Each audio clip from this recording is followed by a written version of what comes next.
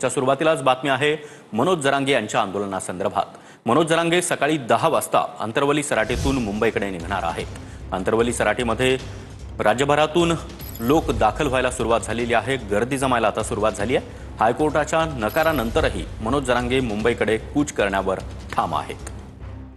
तर ही तीनही दृश्य आपण पाहतो आहोत। अंतरवली सराटीमध्ये आंदोलक जमायला आता सुरुवात झालेली आहे। तर मनोज जरांगे यांच्या मंचावर बाप्पाची मूर्ती विराजमान करण्यात आलेली आहे। तर दुसरीकडे वडीगोद्री फाट्यावर मोठा पोलीस बंदोबस्त तैनात करण्यात आला आहे। अंतरवली सराटीमधून दत्ता कानवटे आपल्यासोबत जोडले गेलेले आहेत। दत्ता, थोड्याच वेळात मनोज जरांगे मुंबईसाठी निघणार आहेत आणि राज्यभरातून मराठा आंदोलक आता अंतरवली सराटीत जमायला सुरुवात झाली आहे।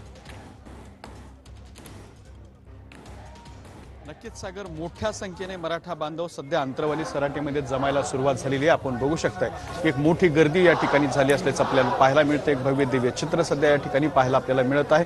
थोड्याच वेळात मनोज जरांगे पाटील हे या ठिकाणी दाखल होणार आहेत आणि या ठिकाणी आल्यानंतर या सगळ्या समाज बांधवांना अभिवादन करत छत्रपती शिवरायांना आणि त्याचबरोबर गणपती बाप्पाचं दर्शन घेऊन गणपती बाप्पाची पूजा करून मनोज जरांगे पाटील हे मुंबईच्या दिशेने रवाना होणार आहेत। मुंबईला येत असताना छत्रपती शिवाजी महाराजांचा अश्वारूढ पुतळा सुद्धा मनोज जरांगे पाटील घेऊन येणार आहेत आणि त्याचबरोबर गणपती बाप्पाची मूर्ती सुद्धा त्यांच्या सोबत असणार आहे। खरतर काल मुख्यमंत्र्यांनी सणांमध्ये विघ्न आणले तर छत्रपती शिवराय निपात करायचं असं वक्तव्य केलं होतं। त्यानंतर आम्हीही गणेश भक्त आहोत असं मनोज जरांगे पाटील यांनी सांगितलं होतं। त्यानुसारच आता त्यांनी गणपतीची मूर्ती जी आहे ती सोबत घेतलेली आहे आणि गणपती उत्सव साजरा करतच ते मुंबईमध्ये दाखल होणार आहेत। मात्र हायकोर्टाने त्यांना आझाद मैदानावरती यायला परवानगी नाकारलेली आहे। त्यामुळे नक्की मनोज जरांगे पाटील आझाद मैदानात येतात का हे पाहणं महत्त्वाचं ठरणार आहे। मात्र आज सकाळी 10 वाजता मनोज जरांगे पाटील अंतरवली सराटीतून मुंबईच्या दिशेने रवाना होणार आहे। नक्कीच दत्ता, धन्यवाद या माहितीसाठी।